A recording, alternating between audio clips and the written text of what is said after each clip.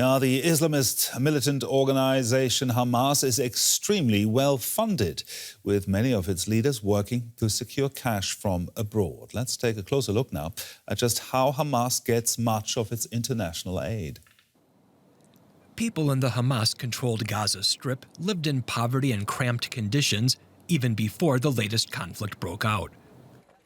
But while Gazans struggled to make ends meet, Hamas, which seized power in Gaza in 2007 and is designated as a terrorist organization by the US, EU, and Germany, managed to stockpile weapons, money, and build a vast network of tunnels. That alone is believed to have cost tens of millions of euros. After Israel launched its war against Hamas, ordinary Gazans fled their bombed-out neighborhoods, but their leaders are believed to be living abroad in luxury. Hamas leaders are reported to have accumulated vast personal wealth. Media reports say Hamas chief Ismail Haniyeh and two other top officials living in Qatar are worth billions. So where does Hamas get its money from? The U.S. estimates Iran gives Palestinian groups, including Hamas, $100 million a year. Qatar also channels funding. Private donors, including Palestinians living abroad, give money to organizations that funnel it to Hamas. The group also collects millions annually from taxes on Gaza businesses and kickbacks from smuggled goods. One way to get around sanctions and transfer outside money had been digital cryptocurrencies. But Hamas stopped accepting Bitcoin even before the war due to increased surveillance. And there are accusations that Hamas has siphoned off international aid money. But the Islamist group denies using the funds for its military wing.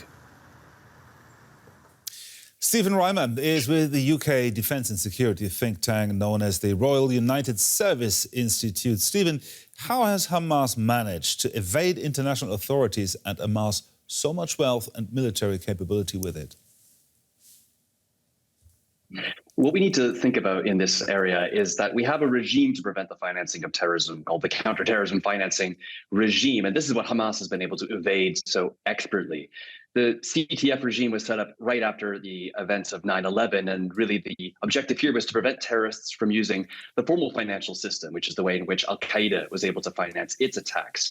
So Hamas has found really a series of workarounds. And just one of those might be the use of shell companies, which are sometimes listed in the name of operatives that can be somewhat unassociated with Hamas. They're able to move funds through those companies seemingly anonymously. But it's also the truth that Hamas is inconsistently sanctioned by different countries around the world. It's not like Islamic State or Al-Qaeda, who are sanctioned at the UN level, meaning those designations have global applicability. So I think this represents also the case that we have a regime to counter terrorism financing that is somewhat ineffective, and lots of terrorist groups have really built workarounds around it over the last 20 years or so. Can you give us more details? Where is the money coming from? So your presenter shared with you a few different modes of revenue generation for Hamas. I think there's really three major areas to look at here. The first is around donation campaigns. And really, in this area, we do have to address the cryptocurrency issue. There's been a real overblowing of the degree to which cryptocurrencies have been used by Hamas to raise funds. There's been really inconsistent estimates in this area, some quoting $90 million and others saying it's as little as $450,000. Analysts that I trust personally, I would say, put the figure at close to 0.1 or 1% of Hamas's total revenue coming from cryptocurrencies. And really, there's a worrying trend whereby policymakers are basing their responses on how to design regulation of the cryptocurrency sector based on these wildly different assumptions of how much is actually used to finance terrorism. Hamas also, of course, is extorting people in Gaza and have for many years, so long as they've controlled that territory, which they took over in 2007.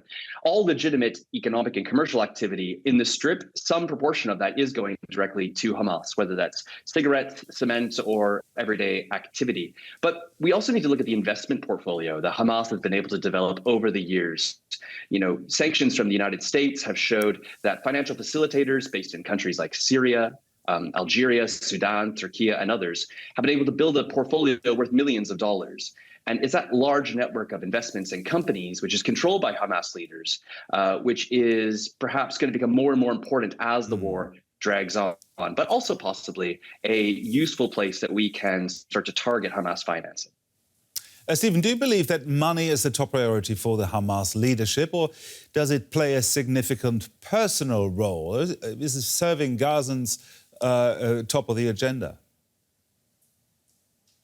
I think it's safe to say that during all of Hamas's existence, certainly its control over the Gaza Strip since 2007, military objectives have always outweighed objectives to potentially administer that territory. Funds that are skimmed off of humanitarian aid that goes into the Strip or taxation of the normal economy, that's always going to be afforded to Hamas's military wing, the Al-Qassam brigades first. It's definitely not going to social services. And this is really one of the dangers of a terrorist organization controlling that territory. They nominally say they're looking after the people, but really we can't really take Hamas's word at it when they say that, for example, humanitarian aid 100% is going to support social services. That's just unrealistic. Now, in recent days, Israeli police have said they've frozen an account at Barclays Bank, said to be linked to Hamas fundraising. Is this an important moment, or is it just a drop in the ocean? I think the freezing of the Barclays Bank account was a great development. It shows that there's coordination between law enforcement and the private sector on trying to shut down the bank accounts and other architecture that Hamas needs in order to maintain its global financial system, including that investment portfolio. But really, this is likely just one of several such accounts that exist around the world, whether they be bank accounts, cryptocurrency, wallets, etc. This financial facilitation network is really vast. And I think we should also be careful when the default decision is to close bank accounts. It could be potentially useful to watch the transactions going in and out of an account instead, in order to gain useful financial intelligence about the operations of those financial facilitator networks. That intelligence could possibly lead to a more impactful disruption later down the line. Stephen Reimer there in London with the Royal United Service Institute. Thank you very much for sharing your expertise with us. Thank you.